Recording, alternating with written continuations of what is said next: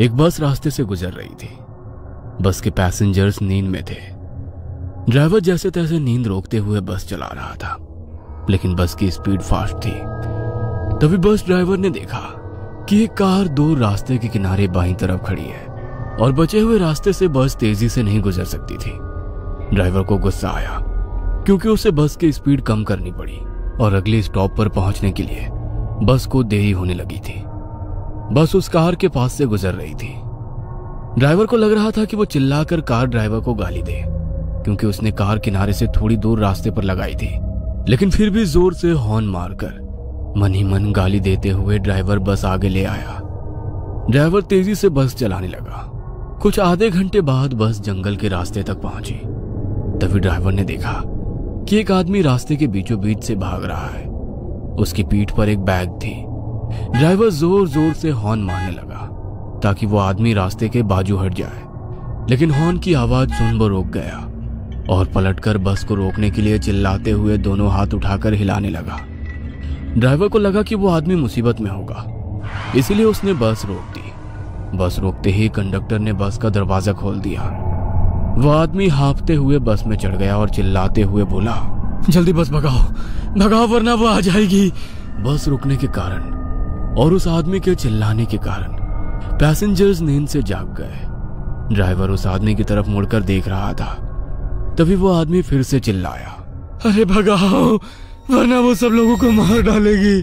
ये सुन ड्राइवर के साथ साथ बस के सभी लोग घबरा गए और बस ड्राइवर ने वहां से बस भगाई। क्या हुआ भाई साहब, आप इतने डरे हुए क्यों हो और आप किसके बारे में बात कर रहे हैं?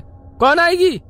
उस आदमी ने अपनी पीठ से बैग निकालकर नीचे उसके पैर के पास रखी और कंडक्टर के बगल में बैठ गया। वह पसीने से लथपथ हो गया था। उसका शर्ट फटा हुआ था और उसके शरीर पर कुछ जख्म भी थे जिसमें से खून बह रहा था।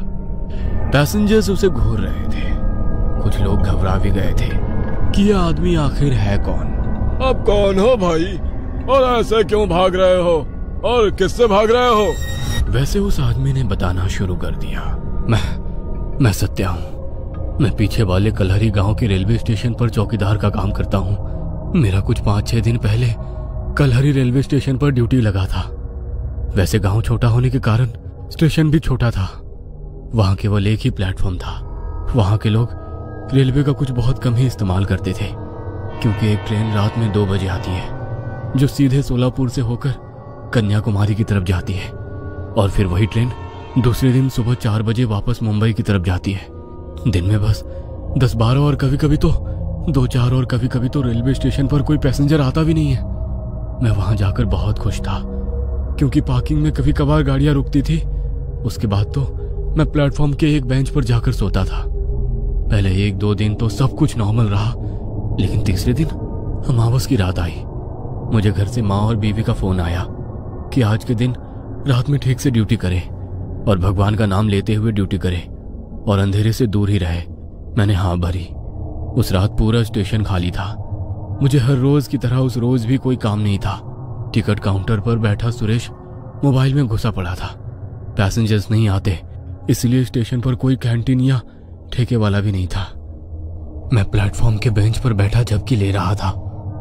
तभी मेरे पीछे से एक छोटा बच्चा चिल्लाते हुए आया, बचाओ काका, बचाओ। उसके चिल्लाने से मैं डर कर जाग गया। मैंने आंखें खोली और मुड़कर देखा। वह 8-9 साल का बच्चा मेरे पास ही आ रहा था कि तभी मुझे वो देख जोर से चिल्लाया, मुझे छोड़ दो, और वहां से टंकी की तरफ भाग गया। मुझे कुछ भी समझ में नहीं आ रहा था कि आखिर ये क्या हो रहा है। वो छोटा बच्चा कौन था और किससे बचाओ बोल रहा था, और मुझे देख वो घबराकर क्यों भागा। वो बच्चा भागकर टंकी के पीछे छिप गया। मैं चौकन्ना हो गया और अपने हाथ में लाठी उठाकर वो बच्चा जिस तरफ से आया था उस तरफ देखा, लेकिन वहां से कोई भी नहीं आया। कुछ देर उसी जगह पर ठहरा रहा। वह बच्चा उस टंकी के पीछे छुपकर जोर जोर से रो रहा था। मुझे उसकी चिंता सताने लगी, इसीलिए मैं टंकी के पास चला गया। टंकी के पीछे अंधेरे में वो छुपा हुआ था। मैंने टॉर्च चालू की और अंधेरे में टॉर्च की रोशनी में उस बच्चे को देखा और मेरे रोंगटे खड़े हो गए, क्योंकि वहां पर वो छोटा बच्चा तड़पते हुए पड़ा था।